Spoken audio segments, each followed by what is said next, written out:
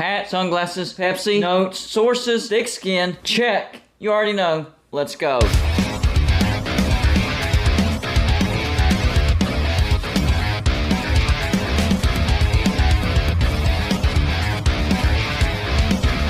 Golden Blooded is a college football YouTube channel for entertainment. So make sure to hit that like and subscribe button, and let's get into our next college football video. Don't forget to send gear to represent your team. The address is P.O. Box 360, Liberty, South Carolina 29657. Yes, we are still doing that. Just wanted to put that reminder in there because I haven't reminded anybody here recently. Well. I am pretty sure that pretty much every freaking college football YouTuber predicted USC to have a massive bounce back season in 2022, including yours truly. I predicted them to have a massive bounce back year because they hired Lincoln Riley. Everybody knew that USC was going to be much better than the 4-8 record that they posted in 2021.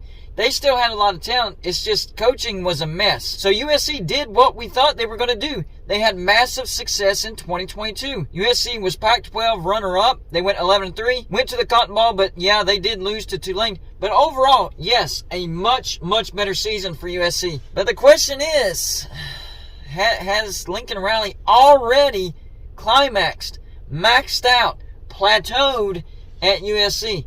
It's very possible. Very possible. Look at what he did at Oklahoma. This is not a surprise. In his very first year at Oklahoma, 2017, they went 12-2, Big 12 champs. They went to the playoffs and lost in the Rose Bowl to Georgia in a great playoff game. So he is used to having immediate success at a new team. He had immediate success at Oklahoma as the first-year head coach, and he had immediate success at USC just like everybody thought. The problem is, yes, he's a good coach. I'm not saying he's a bad coach. He's a good coach. And yes, he's going to have a lot of success at USC. But if the expectations are to win a national championship, I don't think it's going to happen. If history is any indication of the success that Lincoln Riley will have at USC, it doesn't include a national championship. Just look at the history. 2017, I just talked about it. Oklahoma went 12-2, Big 12 champs, got to the playoffs, but lost in the Rose Bowl to Georgia in a great game. That year, they averaged 45.1 points per game, which was third, but allowed 27.1 points per game, which is 68th. This is a running theme. Elite offenses under Lincoln Riley, but terrible defenses. 2018, 12-2 again. Big 12 champs again. Got to the playoffs again. But once again, they lost in the first round in the Orange Bowl to Alabama. They averaged 48.4 points per game, which was first, but allowed 33.3 points per game, which was 101st. An even worse defense. 2019, 12-2 once again. Big 12 champs once again. Got to the playoffs once again.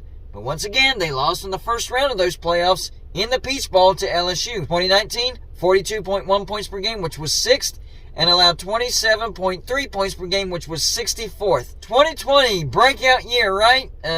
Not so much. 9-2, still Big 12 champs. Got to a New Year's Six Bowl, the Cotton Bowl, and they did win. They beat Florida in the Cotton Bowl, and that year they averaged 43 points per game, which was 6th, and allowed 21.7 points per game, which is 29th.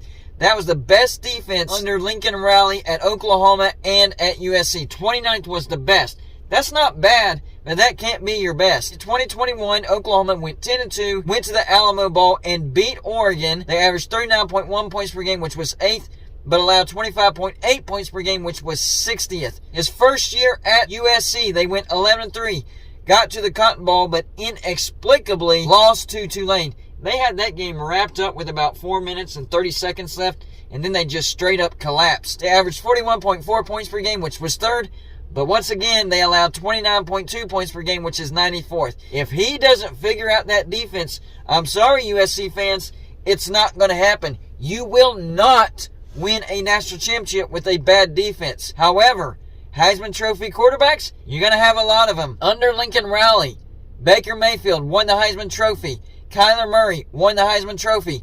Jalen Hurts, runner-up to the Heisman Trophy. Caleb Williams won the Heisman Trophy. So 3 Heisman Trophy winning quarterbacks and 1 runner-up. So let's compare last year's schedule to this year's schedule and see if USC can have an even better season. So last year they beat Rice, went on the road, beat Stanford, beat Fresno State, went on the road, beat Oregon State, beat Arizona State, beat Washington State, went on the road and lost to Utah, went on the road and beat Arizona, beat Cal, beat Colorado, went on the road and beat a good UCLA team and beat Notre Dame. A lot of good wins in there. Fresno State, Oregon State, at UCLA, and Notre Dame. 4 really, really good wins for that season. Got to the Pac-12 title, and they lost to Utah again in the Pac-12 championship.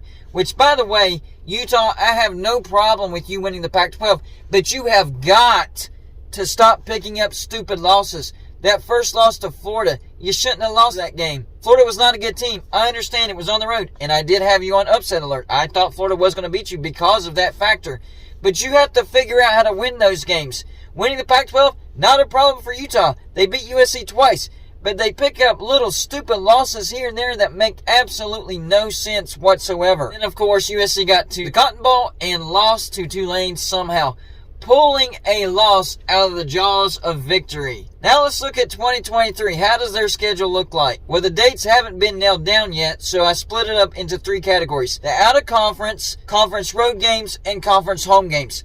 So their out-of-conference looks like this. San Jose State from the Mountain West, Nevada from the Mountain West, and then, of course, the rivalry at Notre Dame. That is a road game this year. Very, very losable. Conference road games. At Arizona State, at Cal, at Colorado, at Oregon. Really, the only tough road game is at Oregon. Very losable game. Conference home games. Arizona, Stanford, UCLA, Utah, and Washington. This year, I do think that USC will lose 1 home game. Whether it's Utah, Washington, or UCLA, I don't know.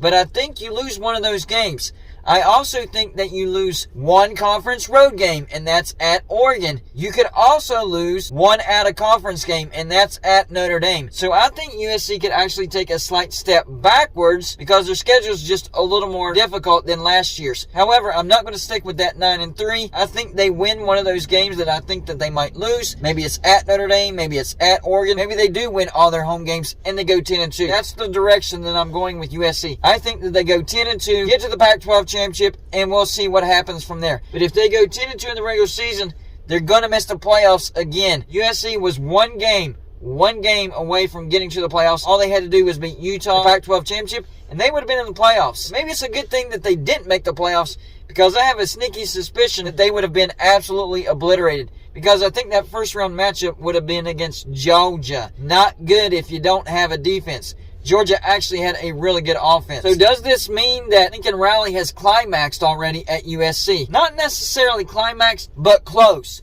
I still think that he can win the Pac-12, and I still think that he can get USC to the playoffs. But that's it. I don't think he'll ever win a playoff game at USC, and I don't think that he'll ever win a national championship at USC. I'm sorry, I'm just going by history, USC fans. The question is that good enough for USC fans? Will they want more? Well, of course they'll want more, but will they be okay with just winning the Pac-12 and in the future maybe winning the Big Ten and getting to the playoffs? Remember, they're headed to the Big Ten. I think competition will be even more difficult, especially with travel. It's going to take a long time, a very long time for USC and UCLA to get used to that travel. So that's where the real test will come. When USC finally goes to the Big Ten, can they have success in the Big Ten? I think they can have success in the Big Ten, but can they win the Big Ten? I don't know. That's a tall order. Maybe eventually, but starting out, I'm just not sure about that. So y'all let me know in the comment section. Number 1, if you're a USC fan, are you okay with conference championships and getting to the playoffs and that's it? No national championship. Are you okay with that? I understand that you probably will want more, but are you okay with no national championship? The second thing is, do you think I'm completely wrong? Do you think Lincoln Riley will eventually win a national championship at USC, whether it's in the Pac-12 or the Big Ten? But I'd like to hear from you. That's all I got for this show. Like and subscribe if you haven't already, and I'll see you on my next show.